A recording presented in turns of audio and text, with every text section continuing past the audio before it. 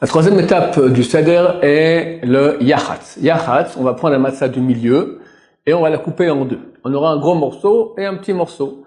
Il est bien d'ailleurs de couper la matzah, d'après la Kabbalah, c'est bien de la couper avec une certaine forme. C'est dur de faire ça avec les matzot qui sont solides, ceux qui ont des matzot molles, c'est beaucoup plus facile.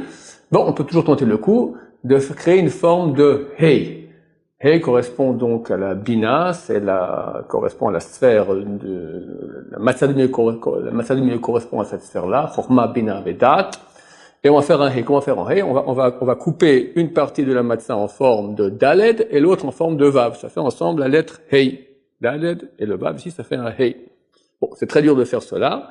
On fera en sorte que le vav soit le grand morceau et le daled le fin morceau plus petit. En tout cas, quand on coupe normalement, on aura toujours un petit et un gros morceau. Le petit, on le remet à sa place entre les deux matzot et le gros, on le cache pour la ficomane. Pourquoi est-ce qu'on fait cela? Parce que, et c'est écrit dans la Gemara, on doit manger, donc la Torah dit lechem oni, du pain de pauvreté. Mais la Gemara fait une dracha, elle dit oni vient de la racine réponse. C'est un pain pour lequel on donne beaucoup de réponses. Les enfants vont poser des questions manéchanais, on aura beaucoup de réponses, on va raconter toute la Haggadah. C'est un pain sur lequel on dit beaucoup de choses, comme ça dit la Gemara.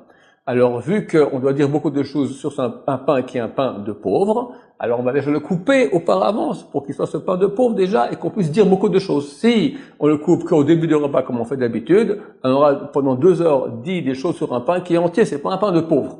Le pauvre, il a un pain qui est à moitié coupé. Le riche, il a un pain qui est entier. Donc, on va le couper à ce moment-là.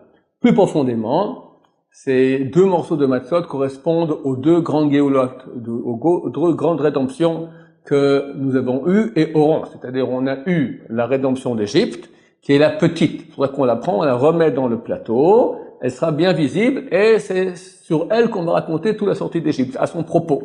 L'autre, on la cache, et c'est la plus grande parce qu'elle correspond à la Géoula que nous attendons vers Hachem. J'espère que quand vous verrez cette vidéo, on sera déjà après la Géoula.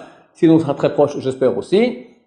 La Géoula que nous attendons avec Mashiach, la grande Géoula totale et finale du monde entier, où Dieu va se dévoiler aux yeux du monde entier et tout le monde reconnaîtra la vérité. Et vu qu'elle est plus grande que la sortie d'Égypte, alors on prend le morceau de matzah qui est plus grand. Et vu qu'elle est cachée, personne ne sait, moi-même qui annonce toujours quand ça viendra, je me trompe toujours, donc enfin, j'annonce en disant que je pense et que je me trompe toujours. Pour les gens, il faut qu'ils sachent bien que on n'a pas le droit de dire une date, c'est celle-là et pas d'autre. On espère que c'est celle-là, comme on espère que c'est pour cette année-là, et sinon ce sera l'année prochaine, etc.